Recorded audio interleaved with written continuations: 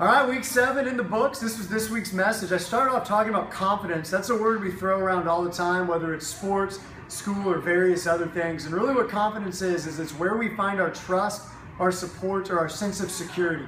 The world tells us to find our confidence in what people think about us or in what we accomplish. But the Bible gives us a totally different message. And for that, we go to Judges with the story of Gideon. It's a story you may know, you may not know, but this is what happens. In the book of Judges, it's a really dark time in Israel's history. Didn't have a king, so people just did whatever they want. There's 7 times where they sin. God sends an army to take them over as a consequence for their sin. Then they cry out for help, and God in His mercy and love sends them a judge or a deliverer to rescue them from that army. So Gideon is one of those judges, and when God calls him, Gideon doesn't want to have anything to do with it. He panics, he freaks out, doesn't want to do it. But God shows him who He is. Not who Gideon is, but who He is. He agrees that Gideon can't do it on his own. But He says, I'm your God, so you can trust me. And the whole story is about Gideon's move from fear to faith. And the biggest part of that story is when God strips down Gideon's army of Israelites from thousands of people to only 300 people, which is the ultimate test of trust in what God can do. And sure enough, God does deliver His army. But what's the point? What does that have to do with us today? This is what it has to do with us. Sometimes God has to strip away all sources of human confidence so that we can only have our confidence in who He is and what He did for us on the cross. So I don't know what He has to do in your life in order to test you and show you that nothing is worth having confidence in other than Him and Him alone. I know how He's worked in my life, and those are some of the best seasons of my life when He has taken me from more unbelief to more belief in who He is. But I say that, and I think one of the reasons we struggle with that in our community to move from unbelief to belief is this. I'll give you an illustration.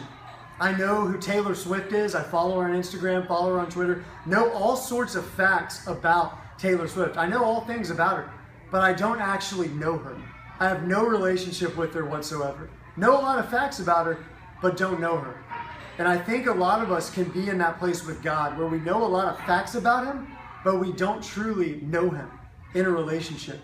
And when we hear who He is and His faithfulness like Gideon did, and who we are in our weakness, it should move us to love Him and trust in Him more. To not just know facts about Him and settle for that, but to push on and to press on to love Him and know Him in deeper ways. Of course, the greatest demonstration of God's love and faithfulness was not what He did with Gideon.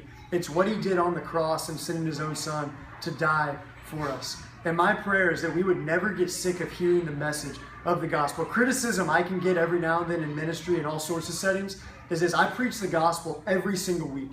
Every week I go back to that. And sometimes I can hear, we've heard that, we know that, let's move on to something else, move on to something deeper, let's do something else. Martin Luther had the same thing happen in a church that he led. People said, why do you preach the gospel every week? And he said, until you start living like you believe it, I'm going to preach it every single week. And that's how I feel. I never want to outgrow my need to hear that it is finished, that Jesus came to die on the cross for my sins. And my prayer is that we would not be a group of people that get tired of hearing that, but we would want to hear it every single day, because only when our hearts are gripped by His grace in the gospel will we want to respond in faith and love to the God that had love and faithfulness for us.